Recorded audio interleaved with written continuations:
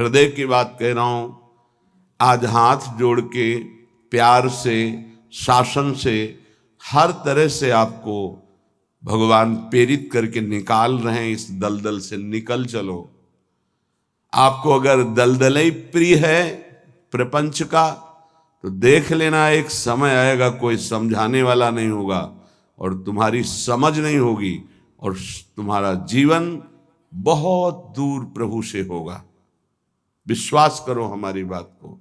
अभी अवसर है, निकल चलो। अभी तुम्हें हरि गुरु की बातें अच्छी नहीं लगती, अभी तुम्हें हरि गुरु का प्यार नहीं समझ में आ रहा, तुम्हें ऐसा लगता है कोई हमारे शरीर का प्यार करे तो वो हमारा प्यारा, इंद्रियों का दुलार करे सो हमारा प्यारा, हमारे मन के अनुकूल चलने वाला मिले, तो सच्ची मानिए सारी बातें हरि से पूर्ण होती है। अगर कोई तुम्हें प्यार करता है, हाँ, तो नाटक करता है प्यार का, वो तुम्हारा शोषण करना चाहता है इसलिए प्यार करता है। कौन ऐसा हृदय वाला है जो अपने को न्यौछावर करके तुम्हें प्यार करे? वो केवल हरि और हरि गुणगान में मस्त भगवत अनुरागी, दूसरा नहीं। तुम तुम्हार सेवक असुरारी, स्वार्थ रहित जग जुग उपकारी। ये समझ में नहीं आता। प्यार का मतलब समझा जाता है वासनाओं का खेल हो तो प्यार, मनोरंजन हो तो प्यार, हरे मन का भंजन करके, वासना का नाश करके उपासना में प्रतिष्ठित हो जाना, इसे प्यार कहते हैं। जो अविनाशी प्रकृति से भोग कर सुखी होना चाहता है, कभी नहीं हो सकता है। शब्द याद कर लो।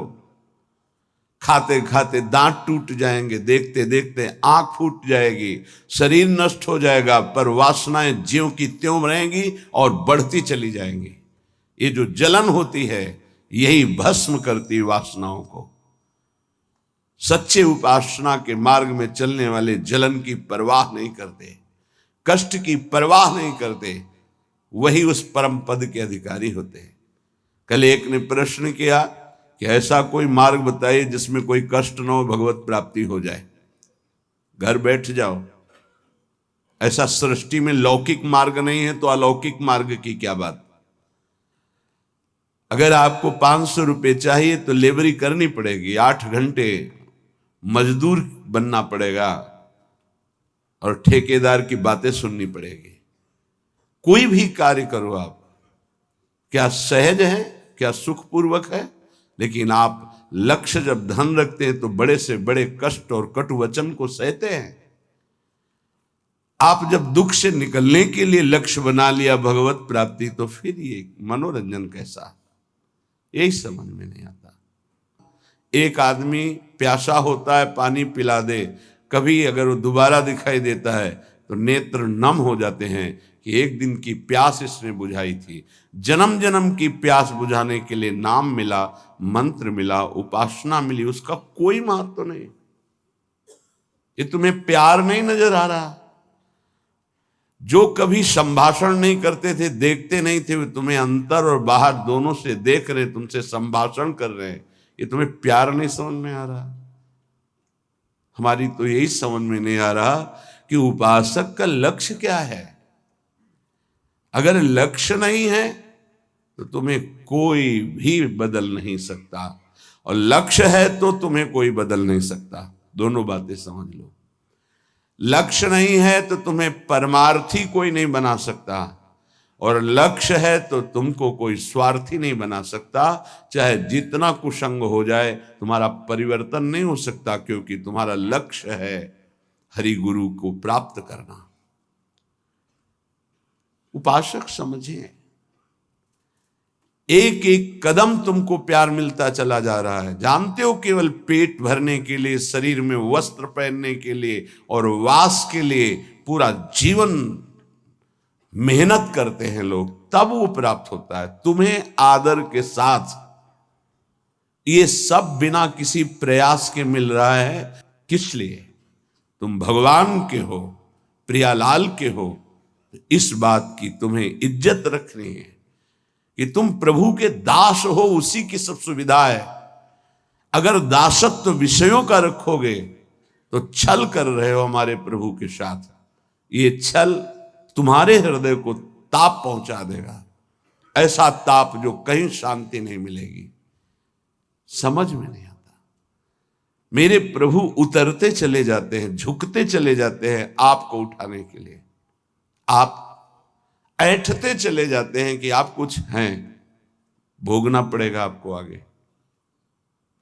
शब्द याद कर लीजिए, आगे आपको प्रतिकूलता ऐसे घेरेगी कि फिर कोई बचाने वाला दिखाई नहीं देगा, वो आप क्लेशित होंगे।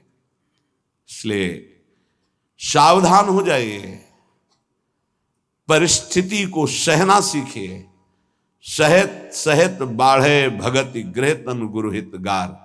जो सहनशील वही महात्मा होता है, जो सहनशील है वही प्रेम रस का अधिकारी बनता है, जो सहनशील है वही प्रियाजू का कृपा पात्र बनता है। प्रियाजू कृपा पे कृपा करती चली जा रही, संसार समुद्र से निकाल करके अपने महल में रखकर अद्भुत सुख दे रही। यहां जानते हो भजन का स्वरूप क्या है? रहना ही भजन हो जाता है। पर रह कहां पा रहे हो? यहां तन यहां रह रहा है मन विषयों में, मन नाना प्रकार की कामनाओं की पूर्ति में। क्या वृंदावन वास हो रहा है? ये वनवास है। वृंदारण्ये चर अचर दृक् पश्य वृंदावन श्री। जिह्वे वृंदावन गुणगान कीर्त श्रोत्र गृह्यान। वृंदाटव्या भज परिमल घ्राण गात्र त्वमस्मिन्। वृंदारण्ये लुठत पुलकितम कृष्णो केलिस्थलीसु। यह है भजन वृंदावन का। बोले नेत्रों से तुम यहां वृंदावन वासी जो खगमृग पशु पंछी मनुष्य हैं, इनको भाव से देखो। ये सब भजनानंदी महापुरुष हैं। ये भजन के प्रताप से यहाँ कोई सूकर बना हुआ है, कोई कुकर बना हुआ है, कोई पशु पक्षी बना हुआ है, कोई मनुष्य बना, कोई लता, कोई वृक्ष। ये जहां जो कुछ दिखाई दे रहा है, चर अचर दृक् पश्य वृंदावन श्री। ये वृंदावन की अद्भुत श्री वैभव शोभा भगवत स्वरूप है। यहाँ के कुत्ते का भी दर्शन कर रहे हो तो एक बहुत बड़े महात्मा का दर्शन करने से जो फल मिलता है वो मिलेगा, ध्यान रखना। हरिराम व्यास जी आचार्य हैं रस के, वो कह रहे हैं हो मन वृंदावन को श्वान। श्वान माने कुत्ता। यहाँ का कुत्ता कोई साधारण श्वान नहीं है, वो कोई परमहंस महापुरुष है जो प्रियाजू की स्केली कुंज में श्वान रूप धारण किए हुए रज का सेवन कर रहा है। आप क्या समझते हैं? मनुष्य शरीर से भी महान सौभाग्यशाली वो है। क्यों? तुम तो गद्दे पे सोते होगे, वो रज पे सोता है। तुम रज के बने हुए पात्र में विरक्त होकर पाते हो कि नहीं, श्री भगवान जाने। लेकिन उसको भोजन ही रज में मिलता है और रजयुक्त भोजन पाता है। उच्छिष्ट संतों का मिलता है तुम्हें कि नहीं, लेकिन उसको जरूर मिलता है क्योंकि प्राय उच्छिष्ट ही डालते हैं। संतों का भंडारा हुआ, दोना पत्तल बाहर फेंक दिए गए, एक एक पत्तल को चाट चाट कर साफ संतों की जूठन पा रहा है। कौन है? महाभागवत है वो। यहां के चर अचर को भाव से देखने की कोशिश कीजिए। पशु पक्षी लता वृक्ष मनुष्य, ये सब भगवत स्वरूप है। भजन हो रहा है यहाँ का। आप अगर भाव से दर्शन कर रहे हैं, भजन हो रहा है। अगर भाव का अभाव है तो आपको गलत दर्शन होने लगेगा। ईर्ष्या द्वेष वाली बातें, दोष गुण वाली बातें, माया जनित बातें आपको दिखाई देने लगेंगी। ऐसा यहाँ का भजनानंदी उपासक नहीं देखता, वो भाव से देखता है। खग मृग पशु पंछी जे या बन के चरण शरण रख ली जाए। ये सब भगवत स्वरूप है। सच्ची मानिए, सब भगवत स्वरूप है। ऐसे वृंदावन में रहो, अपने नेत्रों से जो भी देख रहे हो ये सब बड़े बड़े भजन करने वाले महापुरुष हैं। न जाने कौन सा भजन किस जन्म में बना कि वो इस धाम में आकर के नाली के कीड़ा पशु पक्षी इन रूपों में विराजमान है। श्रीपाद प्रबोधानंद जी कह रहे हैं, बाहर मुझे चतुर्मुख परम वेदों का ज्ञाता ब्रह्मा पद ऐश्वर्य पद नहीं चाहिए, लेकिन वृंदावन में नाली का कीड़ा बना दो मुझे। ये जितने भी आपकी दृष्टि में आ रहे हैं, आपका भारी भजन बन रहा है, यदि भाव से आप देख रहे मेरे प्रभु के जन हैं, ये बड़े बड़े भजन करने वाले हैं, चाहे वो कोई बेल हो, कोई वृक्ष हो, ये सब भगवत स्वरूप है। ऐसे तो अपने नेत्रों का भजन करो, ये नेत्रों का भजन है। अब जिह्वे वृंदावन गुणगान, जीभ का भजन है वृंदावन की प्रिया प्रीतम की रूप माधुरी, गुण माधुरी, लीला माधुरी, कुंज निकुंजों की ये जो चर्चा करते हैं, अर्थात श्रीमद चतुरासी जी गाते हैं, 42 लीला गाते हैं, श्रीमद राधा सुधा निधि, केली मालजू, महावाणी जू, ये सब वाणी का भजन हो रहा है, दिव्य भजन, वाणी की सार्थकता हो रही। नाम कीर्तन करते हैं, राधा राधा राधा, वृंदावन वृंदावन वृंदावन, जिह्वे वृंदावन गुणगान, जीव का भजन हो रहा है, खूब गुणगान कर रहे हैं प्रिया प्रीतम का। कीर्तय श्रोत, श्रवणेन्द्री का भजन हो रहा है, खूब नाम कीर्तन सुन रहे हैं, बड़ा सुख मिलता है। जब यहाँ सब उपासक जन जोर से गाते हैं, आवाज पहुंचती, हृदय नाच उठता है। अहो भाग्य, अहो भाग्य, कीर्तन करने वाले और सुनने वाले दोनों का। नाम संकीर्तनम यस्य सर्व पाप प्रणाशनम, सारे पापों का नाश हो रहा है, उच्च स्वर से प्रभु के नाम का कीर्तन कर रहे हैं। कीर्तय श्रोत्र, श्रवणेन्द्री से सुनने मात्र से प्रिया प्रीतम का प्रेम प्राप्त, ये बड़ी सामर्थ्य है कीर्तन में। गुण कीर्तन में जो पद गायन होता है, श्रवण सुनत प्रापक रति राधा पद अम्बुज सुकुमार। आप बैठे हैं यहाँ सभा में और गुण कीर्तन हो रहा, तो कृपा की वर्षा हो रही, आप भींज जाओगे। रासमंडल में महाप्रभु हरिवंश चंद्रजू के प्राकट्य उत्सव का 1 महीने पद गायन होता है। हमारी एकांतिक रुचि संन्यास वृत्ति के कारण प्रारंभ में सदगुरुदेव भगवान ने कहा कि आप सभा में क्यों नहीं जाते, तो उनका रुचि नहीं, एकांतिक रुचि रही, अकेला रहना शांत ऐसे। वह नहीं, वो सब उसका फल मिल गया है, प्रियाजू के चरणों की शरणागति, तो जाकर के विराजमान होकर के वहां वाणी सुनो ना। वाणी सुनने मात्र से सभा में प्रियाजू की कृपा प्राप्त होती है, बस फिर आगे प्रश्न नहीं हुआ। गुरुदेव के वचन है। अगर सभा है, ऐसे वाणी गायन हो रहा है, आप बैठे हैं, कुछ समझ में नहीं आ रहा, फिर भी आप निष्पाप हो रहे हैं, प्रियालाल की कृपा पात्र बन रहे हैं, ये बात समझनी चाहिए। कीर्तय श्रोत्र, गृह्यान वृंदाटव्या, भज परिमल घ्राण गात्र, त्वमस्मिन् वृंदारण्ये लुट पुलकितम कृष्ण केल स्थलीषु।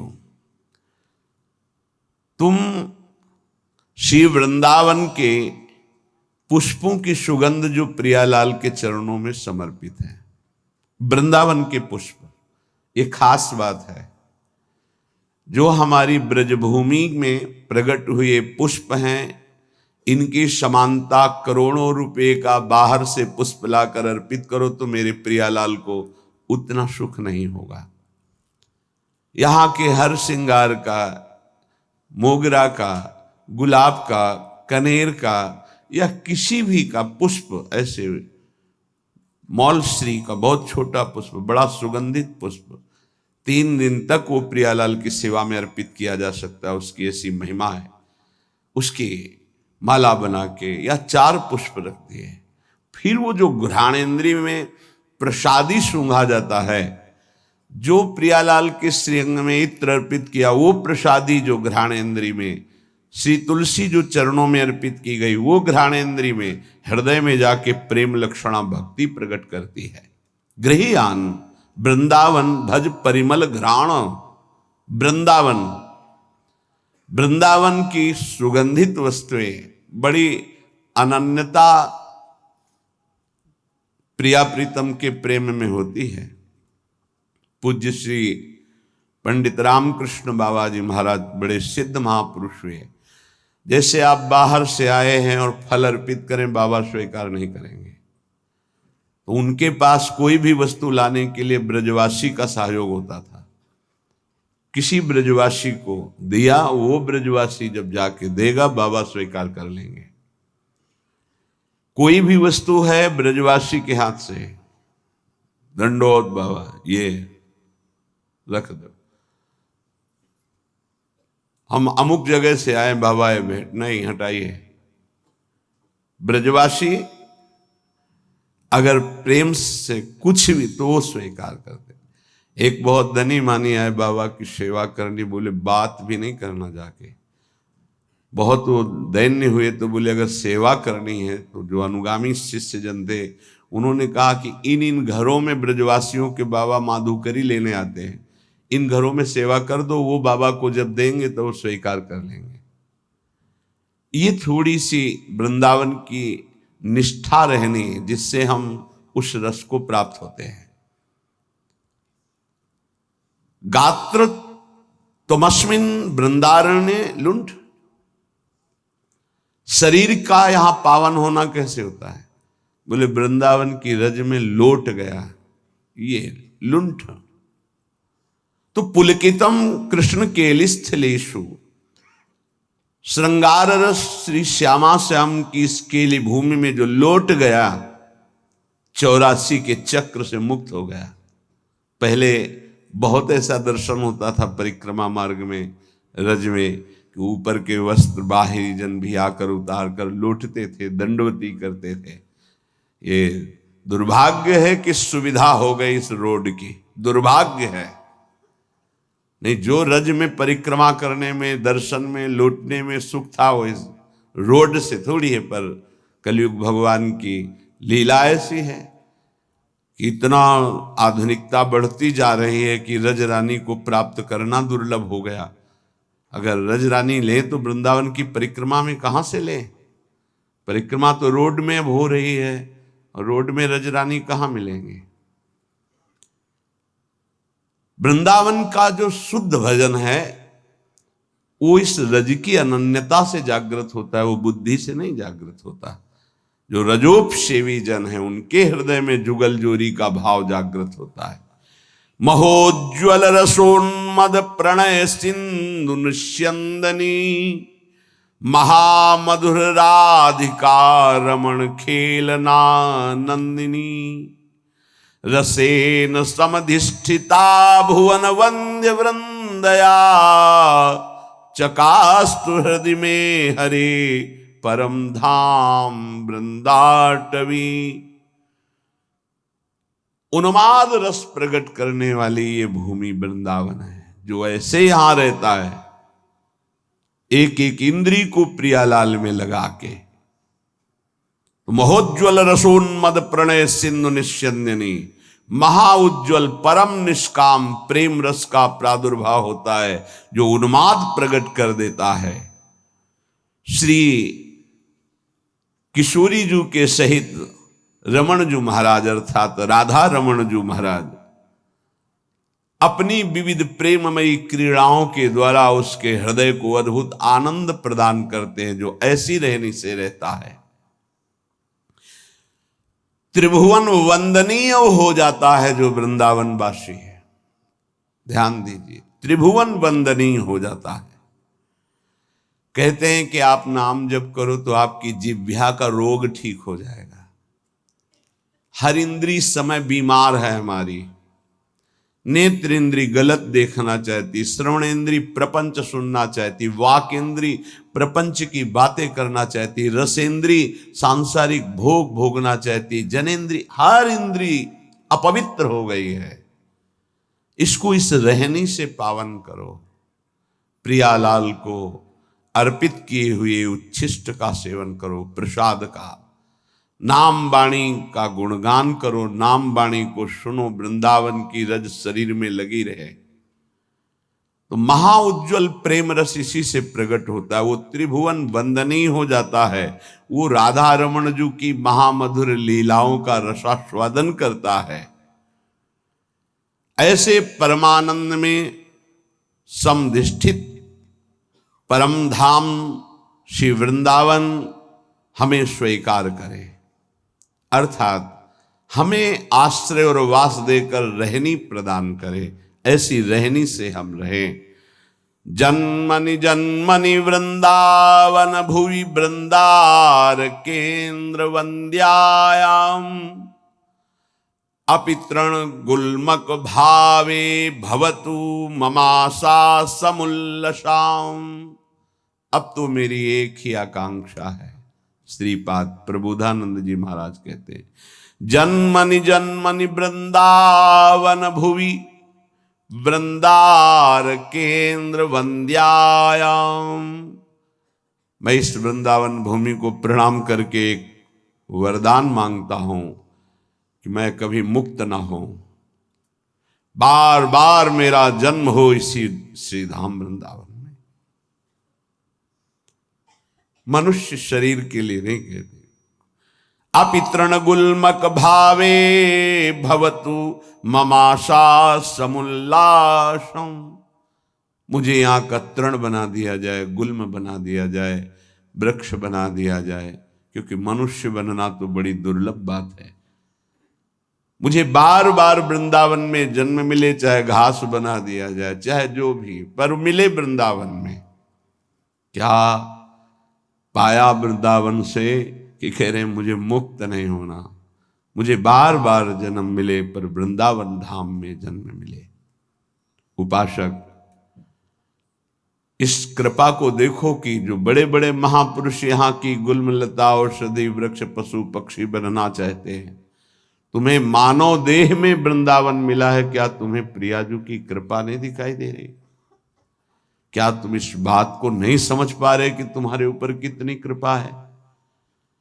क्या तुमको इन विषयों में आसक्त पुरुषों पर कृपा नजर आ रही कि सौभाग्यशाली है, इनके पास गाड़ी है, इनके पास भोग सामग्री है, ये सौभाग्यशाली हैं? तुम्हें ऐसा लग रहा है? जरूर तुम्हारी बुद्धि दूषित हो गई है। सौभाग्यशाली वो है जिनका संबंध प्रियालाल से है, चाहे वो गृहस्थ हो चाहे वो विरक्त हो। सौभाग्यशाली वो है जिनका लक्ष्य बन गया है भजन करना, नित्य निरंतर अपने इष्ट के चिंतन में रहना। कैसा दुर्भाग्य है कि हम अपने प्यारे को छोड़कर संसार की कोई वस्तु व्यक्ति स्थान का प्यार चाहते हैं। कैसे धिक्कार है बुद्धि को, कैसे समझाएं? अरे बहुत थोड़ा समय है, अभी तो तुम इंद्रियों के भोग विलासिता की चाह कर रहे हो। अभी भयंकर रोग कोई प्रकट होने वाला है, तुम नहीं समझते हो।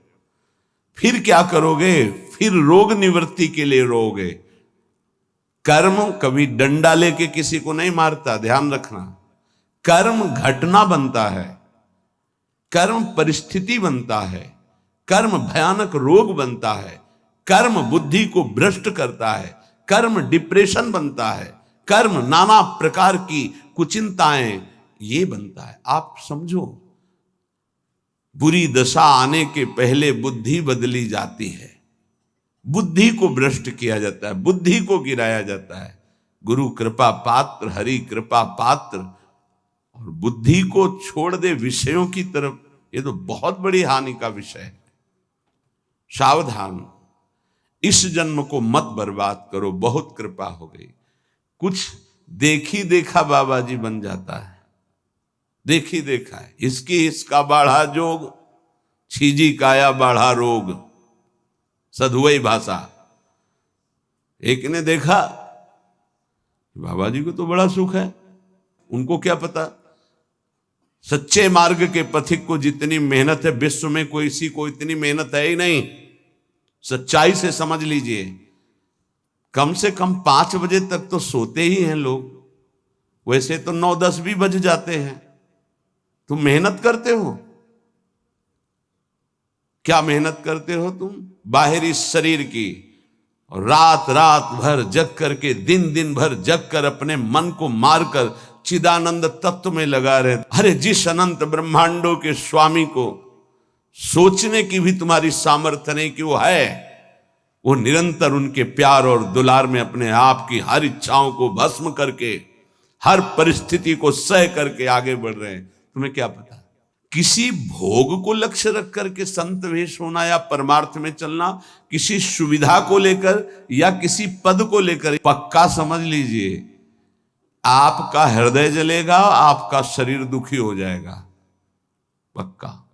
यदि लक्ष्य है कि हर कष्ट सहकर श्यामा श्याम की प्राप्ति करेंगे, तो पक्का समझ लीजिए आपका हृदय शीतल हो जाएगा और आपको कोई भी विपत्ति, कष्ट, रोग स्पर्श नहीं कर पाएगा।